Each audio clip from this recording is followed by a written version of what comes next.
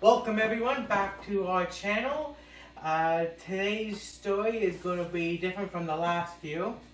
Today we are going to be talking about a movie that we both quite enjoyed. And the name of the movie is called The Vinci Code. some of you may know this movie. It is a Tom Hanks movie.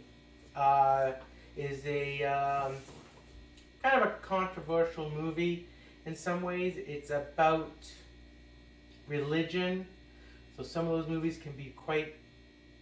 It basically is a retelling or an alternate version of the Bible. Yes, more so the Holy Grail, because as most people probably know, most of the time it's known as a cup. The cup that caught the blood of Jesus when he was crucified. This story is depicting a different meaning of the Holy Grail of the cup. Yes. As some of you may know, this movie was, like I said, controversial. It was also banned in many countries. Yes. Many of them didn't want to show it. Many of them... A lot of Islamic countries. Yes. And the movie was... controversial, much like the book was. Yes. But the movie did do quite well. Yes. In the country it was shown in. Millions. It made more money than they thought. But, like I said, there were a lot of people that were talking about the movie, saying about how it should have been made, it should have been shown. And a lot of the actors who were in the movie did hear this and did have comments to say back. And a lot of them were pretty much, they understood the movie would have this kind of feedback, but they also understood that it is a work of fiction. It's a movie that's simply there for you to sit down. Entertainment purposes. Exactly. For you to sit down on a Saturday night, rainy Saturday night, and put on a good movie like this and watch it. Now, this is a movie that did spawn 2 sequels. Yes. And in the order of the books, this book is actually classed as the second book, but it's the first movie. Yes. And as a lot of people who have seen this or have read the book, there are many differences between the two. Yeah. Some subtle differences, some major. Well, my brother here can tell you about some of the few changes that have happened. So, it basically runs the same book to movie all the way up to the point of in the movie when they get on the airplane going to Britain. In the book, they do open the cryptex and find out there's a second one inside. In the movie, that doesn't happen. It just has the one cryptex that has the one password. In the book, it has 2. In the book, the female lead explains why her and her grandfather are estranged. In the movie, that doesn't happen till way later in the movie. They do happen. They both are basically the same story. It's just a matter of when they are being told. In the book, the one bishop of Opus Dei, when he comes to Britain in the book, he is written that he was coming to help his monk friend Silas, to help the police find him, to bring him in, because they find that he's being used by the teacher to kill innocent people. In the film, that doesn't happen at all. The bishop does come to London but he's coming here to pay the teacher, and there's no indication that he was there to, that they really seem to be worried or about Silas killing all these innocent people. In the book, the book and movie do run the same after that. The bishop does get injured in the book and the movie, but in the book, it is implied that the Silas Monk character actually was found later with a bullet wound. In the movie, he's just killed by the police. Yes. But other than in the book, another difference is in the book, near the end of the movie, at the last church, the book claims that the female lead's brother actually survived. And in the movie, that's not even explained, not hinted on, not in any way brought up that he survived in any way. So there are subtle differences, some major ones, as we said before. But basically the movie does run the basic same plot and storyline. It's just different. It's just a different way of getting to the end. But basically all the plot points are there of the book. In the book there's obviously more to it than what they can do in the film.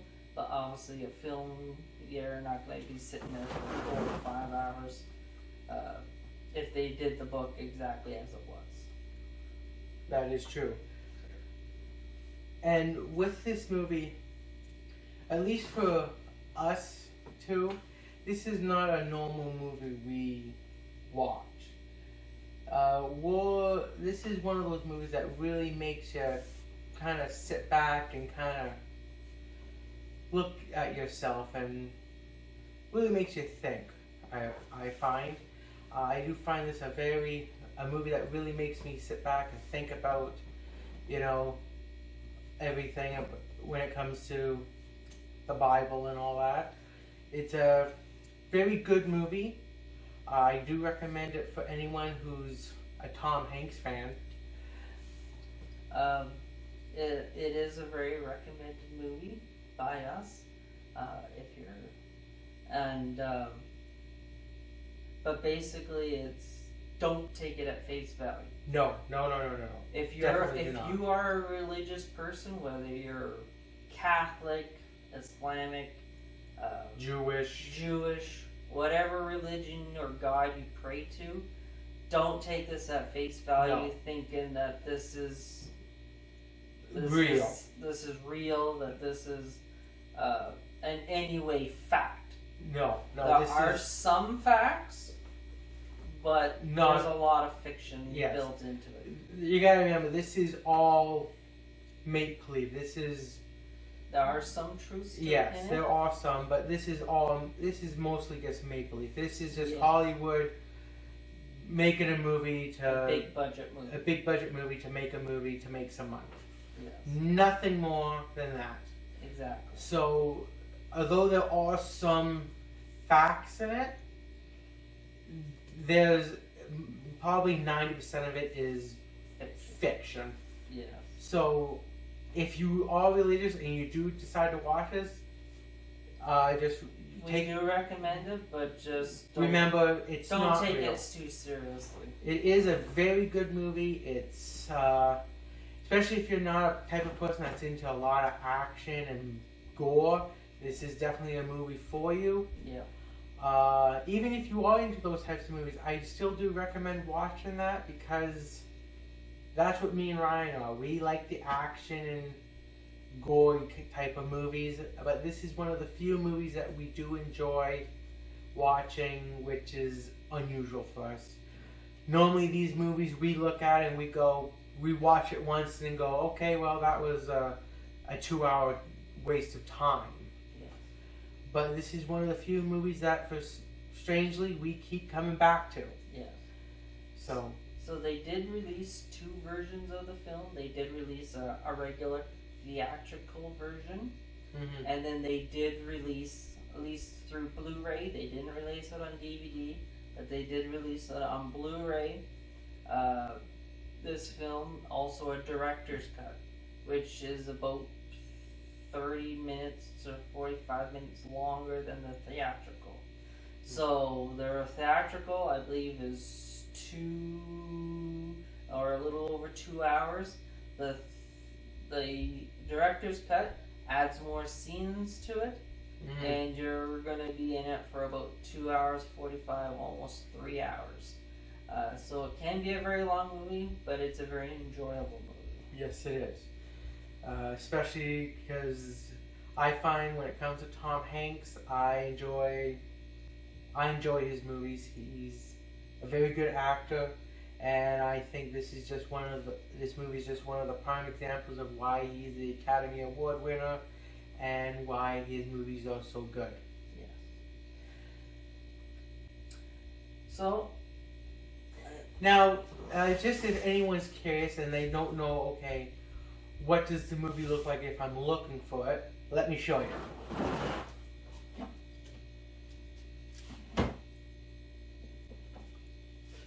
If anyone's ever going through a store or something and they think, oh, well, we've heard about this movie, we want to watch it. This is what the movie looks like. This is the Blu-ray version. This is the Blu-ray version. It's got the theatrical cut and the director's cut. Yes. It's a very good, like I said, it's a very good movie. Just don't do what I did the first time I got it. I put in disc 2 not thinking about it and realized it's not the movie. It's disc 1. Yeah. I'm pretty fortunate with my brother. He's pretty good at putting the actual movie disc on the proper side for me, because if he doesn't, I'm going to put in disc 2 then again, and it's not something you want to do. So that is the Da Vinci Code. The author, I believe, of the book is Dan Brown. Thank you, Dan Brown. So if you want to read the book first and then watch the movie, you can. Or you can go vice versa. It doesn't matter which one. Just remember, this is the first movie that they did of Dan Brown's books, but it's classed as the second book that he did. Yeah. The first book he did is under a different name, which is classed as the second movie that they did, which we will talk about in a later video. Because again, it is another very good movie. We do enjoy that one as well. Yes. But if anyone is, like I said, is ever interested in sitting back and just watching a real good movie that's kind of mystery really keeps you on, I find, keeps me focused on the TV. This is a movie that if you literally put this movie on, I'm gonna focus on the movie. I'll forget all about what you're talking about and all that, because I'm that big of a fan of these movies. So if you ever get the chance, please do try to give it a shot, give it a try. I believe it's on Netflix right now if you want to try watching it. It might be, but it's also on the PlayStation Store, or whatever they call it now, for movies, because it is a Sony Pictures production. That is true. So it is through PlayStation if you want to watch it through there, in case you got a PlayStation. If not, you can, I believe you can watch it through, all 3 movies, I believe, is all on Netflix. Yes. They're all 3. I don't recommend watching the other ones before watching this one, because if you do, you're kind of going to, especially with the second one, they're going to say some things that you're not going to probably quite get at first. Yes, because even though the books were written in a certain order, the films were done in a different order. Yes. And the films are in sequence of themselves. Yes. So if you watch the second one, they're going to talk about things talk about things that happened in the first one, in the films, because they had to do it in sequence and kind of tie it all together. Yeah. As in the books, they do not, because the movies and books were switched.